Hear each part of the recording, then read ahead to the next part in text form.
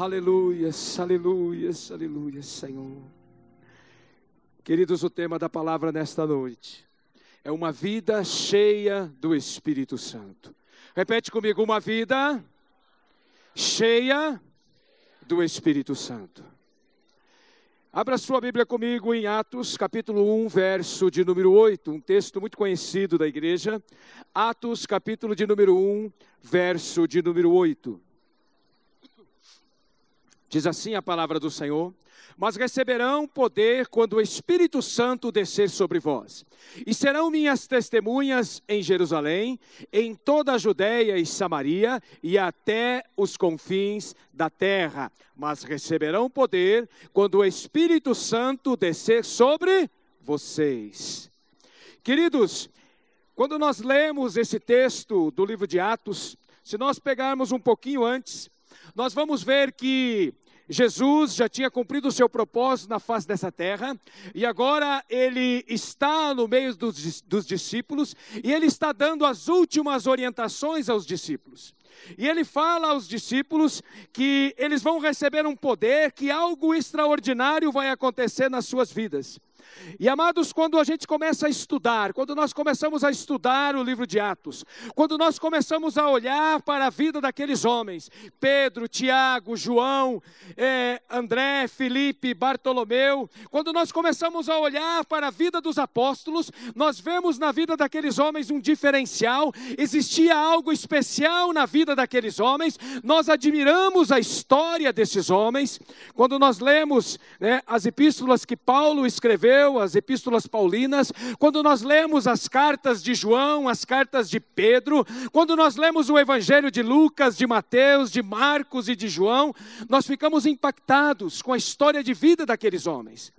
Mas aqueles homens, eles tinham um diferencial dentro deles, aqueles homens, eles tinham algo especial que ardia dentro do coração, que nós precisamos ter, amados.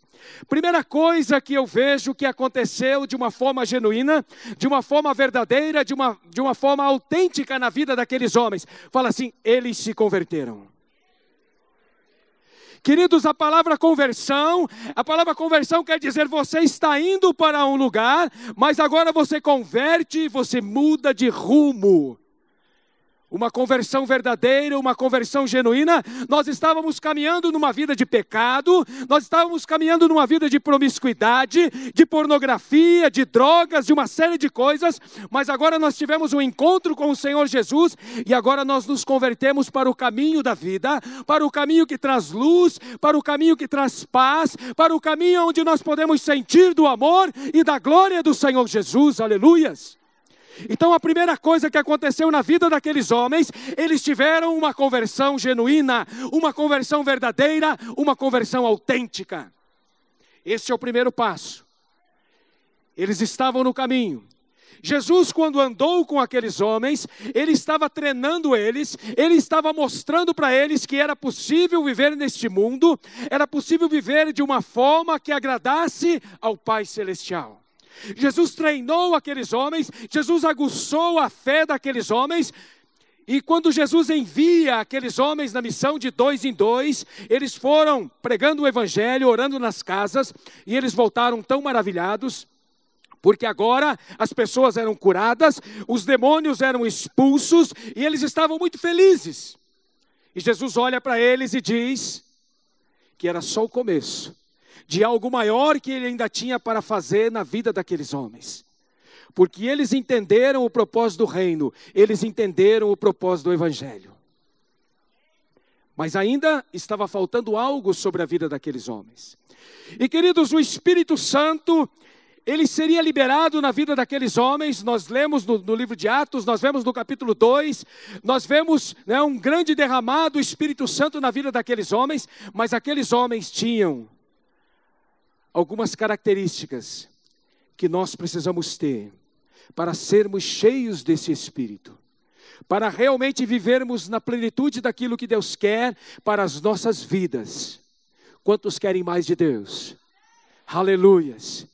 E a primeira coisa que eu vejo na vida desses homens era o amor que eles tinham pelo reino de Deus. Fala amor. Primeira característica na vida desses homens era o amor. Era um amor genuíno, era um amor verdadeiro. Eles amavam o reino de Deus, eles amavam ao Senhor. O Senhor estava em primeiro lugar na vida daqueles homens, porque eles se converteram de uma forma genuína e verdadeira. O amor, eles viviam o amor, eles aprenderam com Jesus a respeito do amor. Porque Jesus amou o pobre, Jesus amou o rico, Jesus amou o mendigo, Jesus amou aquele que estava bem, aquele que tinha uma posição na sociedade, Jesus amou os enfermos, os que tinham saúde, os pecadores, Jesus amou a todos. Jesus era encharcado pelo amor do Pai, e agora esse amor que Jesus tinha, Jesus começa a derramar sobre a vida dos seus discípulos, e eles começam a entender o amor de Deus. Queridos, como igreja neste lugar, nós precisamos amar as pessoas, mas em primeiro lugar nós precisamos amar a Deus, buscar o reino de Deus, a sua justiça, precisamos colocar Deus como primazia nas nossas vidas. Quando nós começamos a ler a biografia desses homens, nós vamos ver a forma como eles sofreram, a forma como eles morreram, decapitados, pregados numa cruz de cabeça para baixo.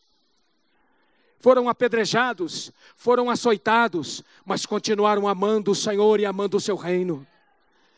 Não envergonharam o Evangelho. Quem ama a Deus suporta as dificuldades e as tribulações. Queridos, o amor de Deus, ele é derramado sobre as nossas vidas, mas depende da nossa posição, da nossa atitude como homens e mulheres de Deus. Quando eu vejo lá no livro de Atos, Paulo e Silas sendo açoitados, eles foram lançados no cárcere, eles estavam com as costas cheias de vergões, eles estavam sangrando, mas eles estavam adorando, eles estavam louvando ao Senhor, eles estavam glorificando o nome do Senhor, e aquele cárcere, aquelas celas foram cheias da presença do Senhor, havia uma atmosfera de adoração naquele lugar. Agora, amados, muitas vezes, você sabe que alguém falou mal de você, ou fez um comentário ao seu respeito, e nós deixamos de amar aquelas pessoas. Muitas vezes, nós estamos numa reunião, e às vezes os cânticos não são aqueles que nós gostamos muito, mas não é você que tem que gostar, é o Senhor que tem que gostar da nossa adoração e do nosso louvor. Quando nós amamos a Deus de uma forma incondicional, nós não medimos esforços para estar na presença do Senhor. Eu comentei hoje de manhã, há uns 2 meses atrás, eu acho, esteve aqui no Brasil a Katy Perry. E eu estava vendo uma reportagem, pessoas ficaram acampadas 1 semana para assistir o show daquela mulher. 1 semana, barracas armadas para não perder o lugar na fila. Meu Deus, como nós deixamos a desejar. Nós precisamos amar estar na casa do Senhor, queridos. Amar estar na presença do Senhor. Amar estar em comunhão com os nossos irmãos. Eu não consigo entender como pessoas deixam de vir à casa do Senhor para adorá-lo e dizem que amam a Deus. Ah, pastor, mas eu posso adorar a Deus na minha casa. Você pode, mas você deve adorar aqui também. Aleluias! Nós demonstramos o nosso amor com palavras, com gestos, com atitudes. Quando uma pessoa ama, a gente percebe o amor dela. Sabe, queridos, eu gosto de futebol, eu gosto de jogar bola quando eu posso. Está aí o Corinthians, eu acho que é campeão. Mas o que vai mudar a minha vida se o Corinthians é campeão ou não é? O que muda a minha vida é a presença do Espírito Santo. O que muda a minha vida é o amor de Deus. Aleluias! É isso que vai mudar. É isso que vai fazer diferença.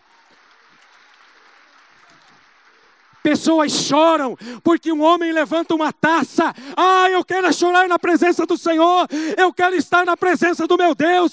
Eu quero demonstrar o meu amor por Ele.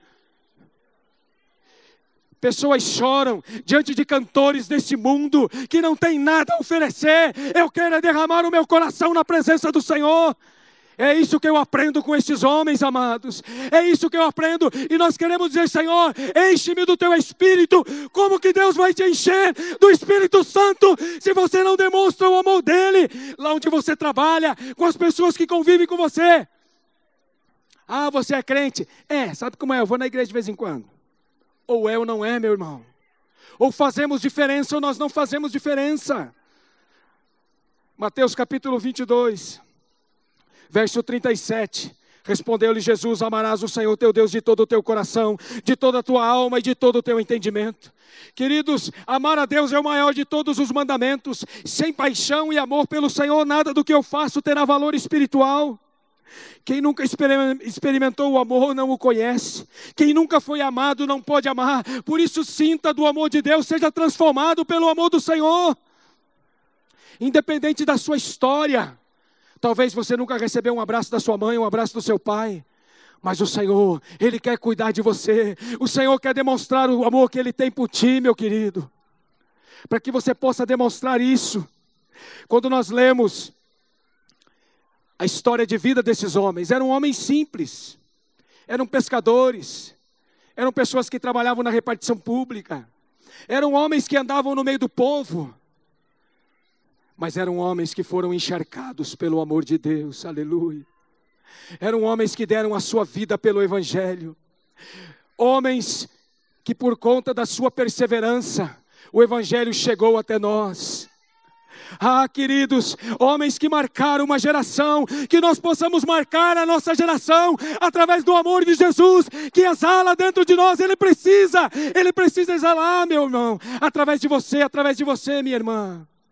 Oh, aleluias, uma igreja apaixonada pelo Senhor, uma igreja apaixonada pela presença do Senhor, uma igreja que se entrega na adoração, uma igreja que se entrega na oração, uma igreja que se entrega, se rende diante do Rei dos Reis, do Senhor dos Senhores, uma igreja que não é melindrosa, mas uma igreja que se envolve com as coisas do reino. 1 João capítulo 4, verso de número 7. Amados, amemo-nos uns aos outros, porque o amor procede de Deus, e todo aquele que ama é nascido de Deus e conhece a Deus. O amor procede de Deus. Amemo-nos uns aos outros, cuidemos uns dos outros, nos importemos uns com os outros, que possamos expressar este amor através das nossas atitudes, através do nosso sorriso, através do nosso posicionamento, que quando as pessoas olharem para você, elas possam dizer: tem algo diferente na sua vida, tem uma paz dentro de você, e você possa dizer: é o amor de Jesus que está dentro de mim, e Ele também está disponível para você. Ah, queridos, o amor a Deus é a força que nos impulsiona para Ele e para aquilo que Ele nos confiou. Quem ama a Deus não desiste. Quem ama a Deus persevera. Quer ver um exemplo de amor? É no casamento. Duas pessoas que têm as suas diferenças, duas pessoas que foram criadas de uma forma diferente, mas agora são atraídas pelo amor e agora se unem por conta do amor. E o amor começa a trabalhar tanto de um lado como de outro. E ambas conseguem viver juntos e superar as suas dificuldades, porque se amam. Porque se amam. Queridos, a igreja não é lugar de pessoas perfeitas. Não é. Mas o Espírito Santo que passeia em nosso meio. O Espírito Santo que passeia em nosso meio, Ele transforma as nossas vidas. Ele muda os nossos conceitos. E Ele nos leva a melhorarmos e a sermos melhores a cada dia. Aleluias. Sem amor, sem paixão, eu nunca conseguirei realizar o meu chamado e o propósito. Sem um coração apaixonado, tudo que eu for fazer parece difícil, penoso, pesado demais. Ter que ir na igreja todo domingo. Ter que ir na célula na quarta-feira. Os apaixonados não têm preguiça. Fala assim, os apaixonados não têm preguiça. O pessoal do musical está ensaiando aí das 11 à 1 da manhã. Apaixonados não têm preguiça. Apaixonado não mede esforços. Quando você namorava a sua esposa, você não media esforços para estar lá na casa dela. Tinha um horário determinado, chovendo, fazendo sol, frio ou calor. Lá você estava para bater o seu cartão. É assim ou não é? Por quê? Apaixonado. O amor. Agora, às vezes eu fico pensando no reino de Deus, Nós começamos tão apaixonados, amando tanto ao Senhor, mas o tempo vai passando. Parece que a gente vai se acostumando. E o amor é como uma plantinha, ele precisa sempre ser regado. O Espírito Santo sempre quer regar. Aleluia. Quantos apaixonados por Jesus tem aqui nessa noite? Fala assim, eu sou apaixonado por Jesus. 1 João capítulo 4, verso 8. Aquele que não ama, não conhece a Deus, pois Deus é amor. Quem não ama, quem não exala esse amor, não pode dizer que conhece a Deus, porque a essência de Deus é o amor. Eu gosto muito desse texto de Filipenses capítulo 1, verso 9 ao verso de número 11. Isto peço em oração, que o vosso amor aumente mais e mais no pleno conhecimento e em todo discernimento, para que aproveis as coisas excelentes, a fim de que sejais sinceros e sem ofensas até o dia de Cristo, cheios do fruto da justiça que vem por meio de Jesus Cristo, para a glória e louvor de Deus. Isto peço em oração, que o vosso amor aumente mais e mais. Paulo está falando à igreja de Filipos, que ele intercedia para que o amor de Deus aumentasse no coração deles cada vez mais. Cada vez mais. Um povo apaixonado. Agora olha só o que fala em 2 Tessalonicenses capítulo 3, verso de número 5. Ora, o Senhor encaminha os vossos corações no amor de Deus e na constância de Cristo. Fala assim, constância de Cristo. Quem ama é constante. Quem ama não é oscilante. Ora, está cuspindo fogo e sapateando. Daqui a pouco já está quase desviando. Quem ama é constante. Nós vamos ver na vida desses homens uma constância.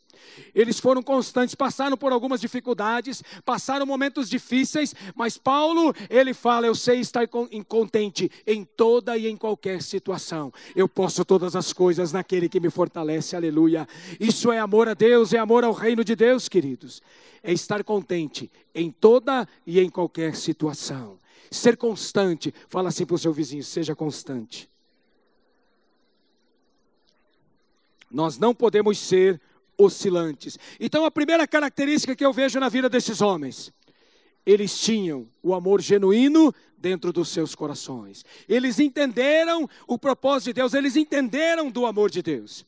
Queridos, há um versículo que, segundo alguns teólogos, ele é o coração da Bíblia, que é João 3,16. Porque Deus amou o mundo de tal maneira que deu o seu Filho unigênito, para que todo aquele que nele crer não pereça, mas tenha a vida eterna. Porque Deus amou o mundo, Deus me amou, Deus te amou de tal maneira que Ele deu o melhor que Ele tinha. Ele olhou e Ele viu aquilo que Ele tinha de melhor, que era o seu Filho amado. Ele deu em sacrifício por mim e por você, para que nós pudéssemos ter acesso ao trono da graça, acesso à presença do Senhor. Deus nos ama. O amor de Deus é demonstrado a nós através do sacrifício vicário de Jesus, do sacrifício de Cristo naquela cruz do Calvário. Ele deu o melhor que Ele tinha. Por isso que quando nós estamos num culto a Deus, os irmãos do louvor falam, nós falamos, dê o seu melhor ao Senhor, dê o seu melhor louvor, dê a sua melhor adoração, porque Ele não mediu esforços, Ele te deu o melhor que Ele tinha. Quem ama, dá o melhor. Quem ama quando vai dar um presente, a menos que não tenha condições, porque tem um ditado que diz assim, o que vale é a intenção, não é o valor, mas o valor também conta. O valor também conta. Quando não pode dar algo de valor, aí sim, a intenção ela conta. Mas quando pode e não dá, porque quando nós amamos, nós vamos dar o melhor.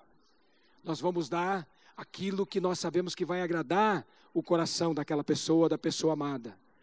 E para o nosso Deus, queridos, Ele espera de nós o melhor, o compromisso, um amor incondicional. Amar a Deus sobre todas as coisas. Levante a sua mão direita aos céus. Diga assim, Senhor, eu te amo. Senhor, muito obrigado pelo teu amor sobre a minha vida. Senhor, muito obrigado, porque o Senhor ama a sua igreja, porque o Senhor ama a minha família e porque o Senhor me ama. Vamos aplaudir ao Senhor Jesus, aleluia.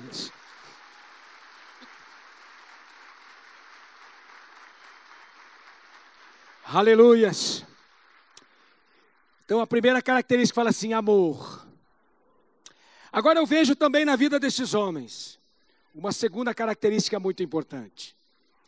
Esses homens, eles se reuniram lá em Atos capítulo 2, vai nos falar sobre isso. Eles reuniram-se num salão e eles amaram a Deus com tanta intensidade. Eles se entregaram numa adoração ao Senhor. Eles se entregaram realmente num quebrantamento diante de Deus. E o Espírito Santo de Deus entrou naquele lugar com línguas de fogo, aleluia. Oh, a glória do Senhor inundou aquele lugar, transbordou naquele lugar.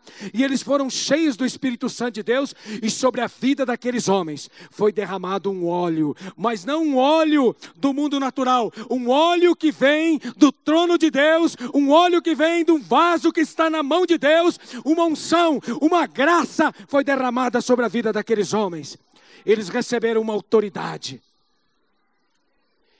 E a segunda característica que eu vejo na vida desses homens, eram homens cheios de unção, cheios de autoridade. Eram homens que foram marcados pela presença do Espírito Santo de Deus e foram cheios do Espírito Santo de Deus. Queridos, nós precisamos desse óleo sobre as nossas vidas. Nós precisamos desta unção sobre as nossas vidas para sermos instrumentos na mão de Deus. Uma vida cheia do Espírito Santo, quando o Senhor fala em Atos capítulo 1, verso 8, e recebereis sobre vós o Espírito Santo e ser-me-eis testemunhas tanto em Jerusalém como em Judeia e toda a Samaria. Só era possível realizar o ide de Jesus se estivessem cheios do Espírito Santo, se tivessem autoridade. A unção, ela vem sobre as nossas vidas para nos dar autoridade. Não é autoridade no nosso nome, não é autoridade na placa de uma igreja, mas é autoridade no nome de Jesus, aonde todo demônio tem que se dobrar, aonde todo demônio, toda potestade tem que sair fora. Ela não aguenta ficar presente aonde a glória de Deus está e aonde um homem e uma mulher cheio do Espírito Santo de Deus está. Aonde pisar a planta dos teus pés, a glória do Senhor precisa entrar junto contigo. Aonde você colocar a planta dos teus pés, a luz de Cristo precisa entrar junto com você, dissipando todas as trevas, mandando embora todo o mal. É esta unção, é esse óleo que é derramado sobre as nossas vidas, que vem do trono da graça. Sabe, queridos, o óleo, ele tem uma função. Se ele perder a validade, ele vai perdendo a liga. Se você deixar passar muito o tempo de trocar o óleo do motor do seu carro, ele vai perdendo a liga e ele vai se tornando uma água dentro do motor. E uma das funções do óleo é para que as peças possam trabalhar, sem uma machucar a outra. Ele lubrifica. Ah, se nós formos cheios do óleo que vem do trono de Deus, nós não vamos nos ferir uns aos outros, mas nós vamos sim besuntar uns aos outros com o amor de Cristo, com a glória do Senhor.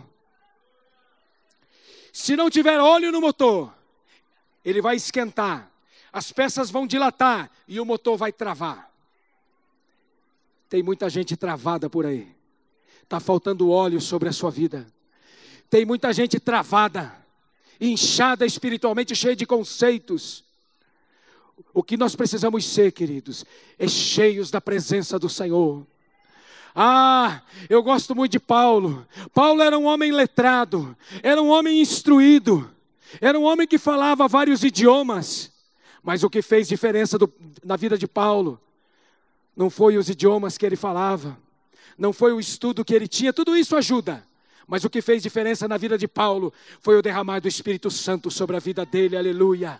É isso que faz a diferença, meu irmão. É isso que faz a diferença, minha irmã. A sua célula vai crescer, a sua célula vai multiplicar através do Espírito Santo de Deus que se move nas reuniões, aleluia. Nós estamos vivendo um tempo de buscarmos com intensidade a presença do Senhor, de buscarmos desta unção, de buscarmos desse óleo fresco que vem dos céus, aleluia. Fala assim, o óleo faz diferença em minha vida. Mas fala assim para o seu vizinho, mas tem uma condição. Tem uma condição. para que o óleo seja derramado sobre as nossas vidas. Eclesiastes capítulo 9, verso de número 8.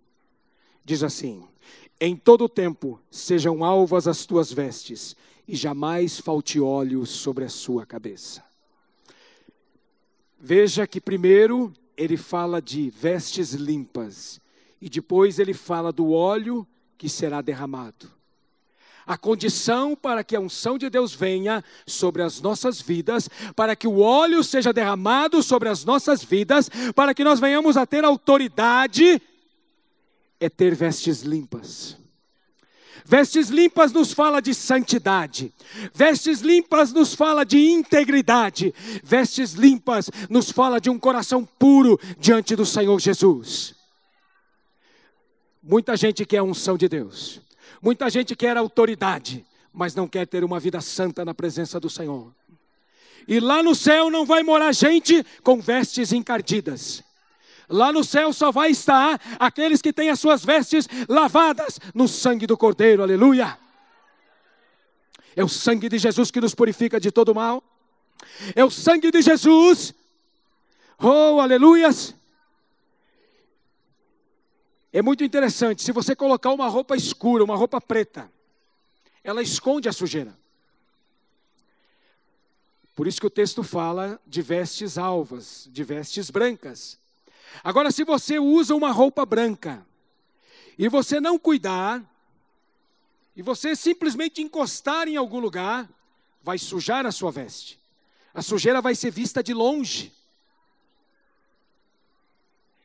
Deus, quando Ele olha para nós, Ele olha para dentro do nosso interior. Nós podemos estar bem arrumadinhos, com uma postura de crente, com um palavreado de crente, mas o coração pode ter manchas. Nós precisamos ter uma limpeza, uma purificação de dentro para fora. Se eu perguntasse nesta noite, quem quer ter autoridade? Quem quer ter unção de Deus? Quem quer ser ungido de Deus? Todos querem. Mas a grande questão, Salomão, na sua sabedoria, ele fala que antes do óleo, as vestes precisam estar limpas. Uma vida de santidade. Você precisa cuidar com aquilo que você fala.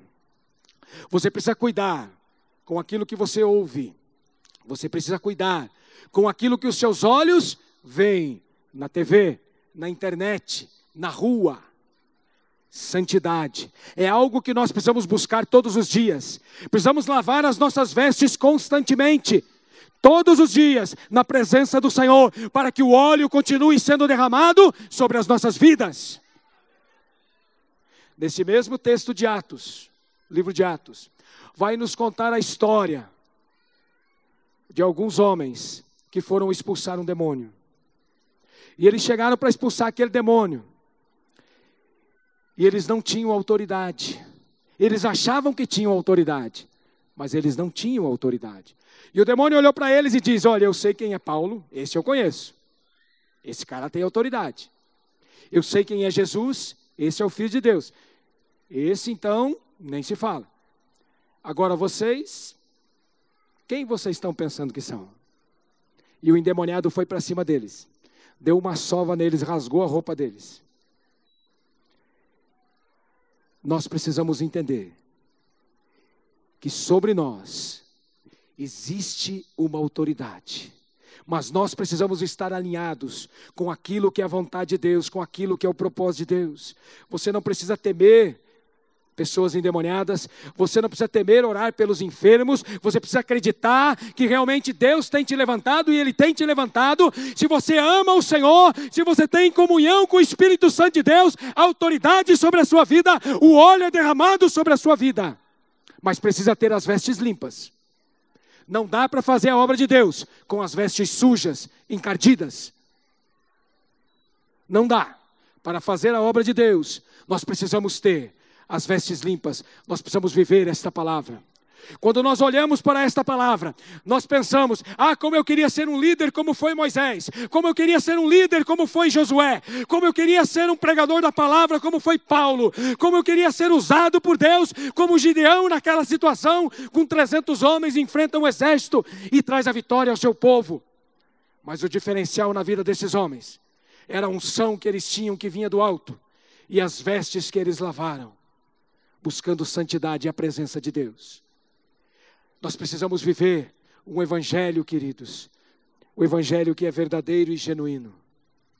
Não é um evangelho meia boca. Nós precisamos entender que a palavra de Deus, ela vai nos instruir, ela vai nos ensinar. Por isso que nós precisamos meditar nesta palavra, nós precisamos ler esta palavra, nós precisamos estudar esta palavra. Amados, sinceramente, eu já tenho 30 anos no evangelho. Antes de me converter, quando eu fui fazer primeira comunhão, acho que eu tinha 12, 13 anos. Quantos aqui fizeram aquele negócio lá?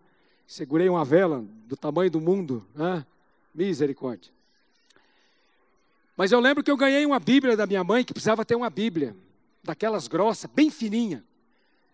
Queridos, eu nem convertido era, mas Deus já tinha um propósito na minha vida, eu li aquela Bíblia todinha. Eu não entendia metade do que eu li. Algumas coisas eu não entendia, mas eu já tinha fome pela palavra de Deus. Sabe, amados, nós não precisaríamos estar incentivando a igreja, vamos ler toda a Bíblia durante um ano. Meu Deus, isso tinha que ser algo natural no meio do povo de Deus, ler a palavra de Deus, meditar na palavra de Deus. Não precisaria o pastor estar aqui insistindo, quantos estão lendo a Bíblia, quantos estão com a sua leitura em dia. Isso é responsabilidade de um homem e de uma mulher que ama o Senhor, que ama o reino de Deus. Sabe, essas coisas me chocam. De repente tem que fazer, quem lê a Bíblia durante o ano vai ganhar um presente. Que presente o quê? É obrigação nossa, meu irmão, minha irmã. É obrigação nossa ler a palavra de Deus, estarmos inteirados das coisas do reino, para não sermos levados por doutrinas que estão por aí, para não sermos enganados por homens e mulheres usados pelo inferno. Quando alguém chegar para você e for falar uma heresia, você vai rebater aonde? Com a palavra de Deus, mas ela precisa estar inculcada na sua mente, dentro do nosso coração. Quem ama a Deus ama a sua palavra, ama meditar na sua palavra, ama estar na sua presença, ama chorar na sua presença, ter intimidade com o Espírito Santo de Deus. E aí dizemos, nós queremos ser cheios do Espírito Santo de Deus. Como que vamos ser cheios do Espírito Santo de Deus, se nós não amamos a Deus como deveríamos amar, se nós não amamos as coisas do reino de Deus como deveríamos amar, se não lavamos as nossas vestes como deveríamos lavar? Deus tem muito para fazer na sua vida, Deus tem muito para fazer nessa igreja. Oh, aleluias! É tempo de compromisso, meu irmão, minha irmã. É tempo de sermos compromissados com o Senhor, com a sua palavra, com o propósito que Ele tem para esta igreja. O pastor Odilon tem um sonho, 100 igrejas com 1000 pessoas cada uma. Nós vamos chegar lá em nome de Jesus, mas vai depender da atitude de cada um de nós. Jesus tinha um sonho com aqueles 12 homens, que o evangelho fosse pregado a toda a criatura. E o projeto de Jesus se cumpriu na vida daqueles homens, porque eles amavam o reino de Deus, porque eles tinham unção, porque eles tinham autoridade. Agora olha o que Deus pode fazer através da minha vida e da sua vida nos nossos dias, com a tecnologia que nós temos. Hoje tem avião, naquele tempo não tinha. Aqueles homens andavam dias e dias em lombos de jumento, em cima de camelos, andavam a pé para pregar o evangelho, arriscavam as suas vidas em navios de madeira. Aquilo devia estralar tudo, o mar revolto, aquilo estralando tudo, mas eles amavam a Deus, eles estavam prontos a dar a sua vida pelo evangelho. Mas hoje é muito cômodo, a gente senta no sofazão, estica o pé, e muitos, ao invés de vir para a casa de Deus, ficam vendo porcarias na televisão, ficam enchendo a sua mente de Faustão e Companhia Limitada.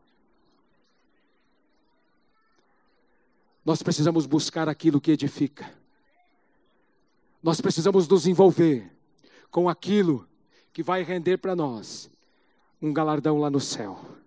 Porque um dia nós vamos prestar contas a Deus do tempo ocioso que nós tivemos. Já parou para pensar nisso? Deus vai olhar e dizer, pô, rapaz, Você até que fez alguma coisa, mas você podia ter feito muito mais. Olha aquele tempo que você gastou lá vendo aquele negócio que não edificou em nada.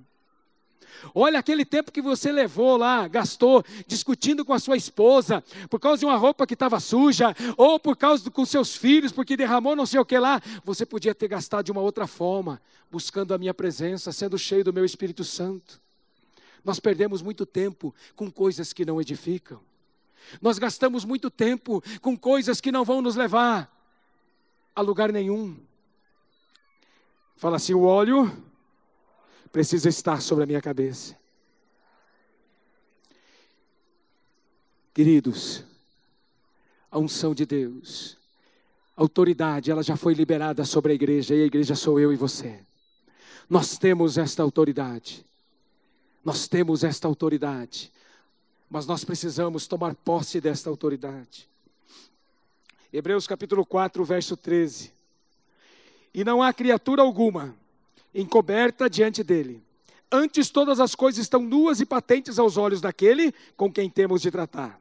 Hebreus 12, 14. Segui a paz com todos e a santificação, sem a qual ninguém verá o Senhor.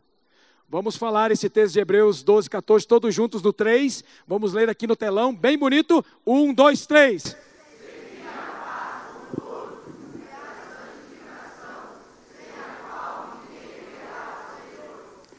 Seguir a paz com todos e a santificação. Se nós quisermos ver ao Senhor, nós precisamos buscar a santificação. Nós precisamos buscar ter paz com os nossos irmãos. Nós não estamos aqui para competir uns com os outros, nós estamos aqui para colaborar uns com os outros. Amém, queridos? 1 Pedro 1,15. Mas como é santo aquele que vos chamou, sede vós também santos em todo o vosso procedimento. Isso aqui é muito forte, nós poderíamos gastar um tempão aqui só falando sobre santidade. Mas como é santo aquele que vos chamou, sede vós também santos em todo o vosso procedimento.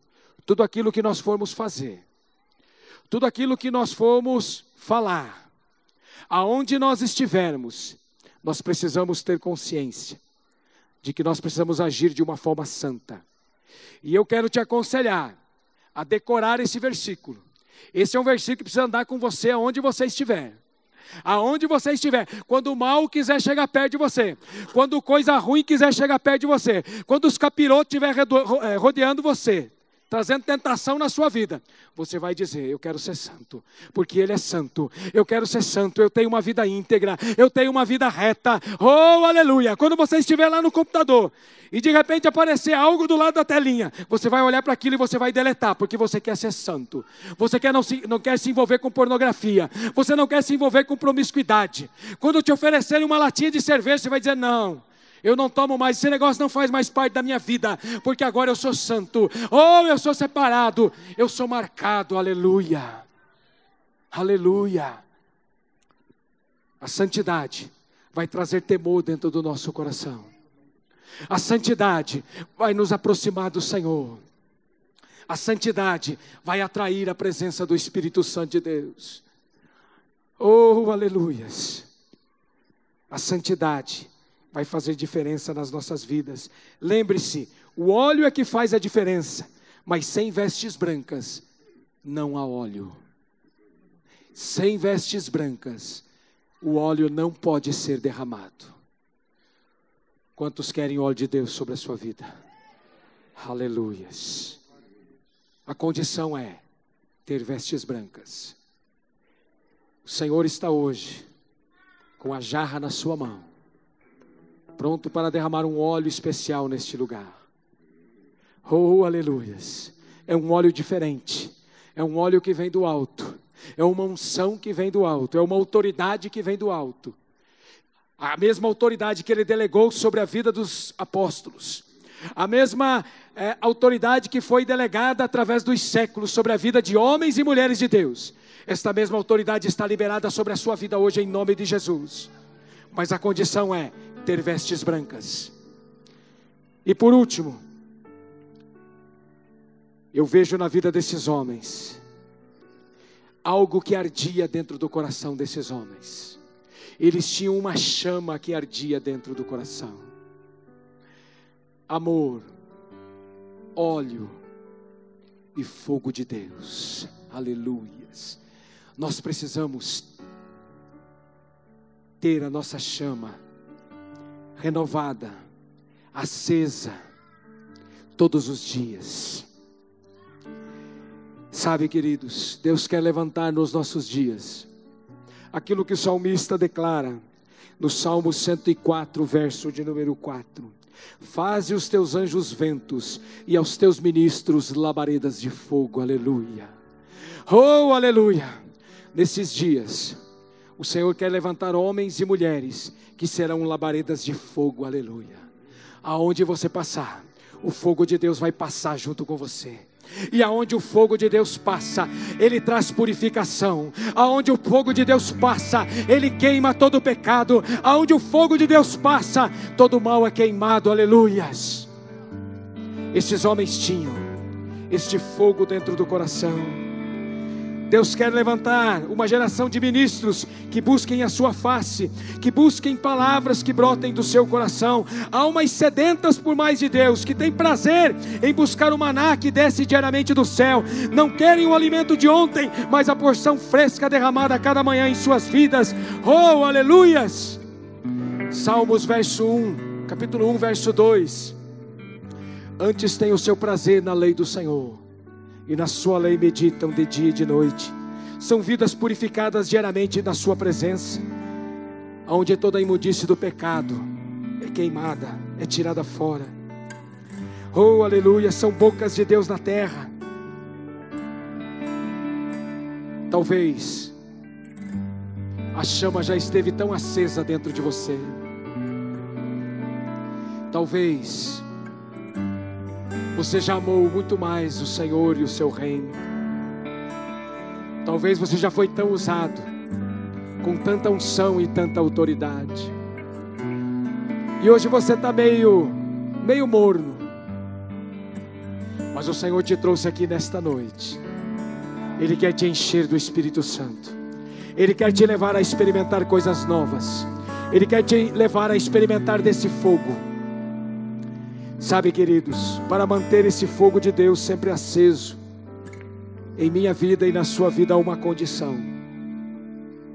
Levíticos capítulo 6, verso de número 13. E o fogo arderá continuamente sobre o altar, e não se apagará. É estar com a vida no altar. O altar é lugar de renúncia. O altar é lugar onde a carne é queimada. O altar é lugar onde Deus manifesta a sua glória e a sua presença. Vai fechando os seus olhos. Vai deixando o Espírito Santo de Deus ministrar ao seu coração. Talvez você precise vir ao altar do Senhor. Talvez nesta noite você precise buscar algo do Senhor na sua vida. Eu quero te convidar a ficar em pé. O altar é lugar onde nós choramos na presença de Deus. O altar é lugar onde nós reconhecemos a nossa pequenez. O altar é lugar onde nós confessamos as nossas falhas. O altar é lugar onde nós nos rendemos na presença do Senhor. O altar é lugar de restauração. O altar é lugar de manifestação da glória de Deus. O altar é lugar de renovo. O altar é lugar de sacrifício. O altar é lugar de compromisso. Oh, rekamanama suriabarase. Ye kalamanama suriandalamana.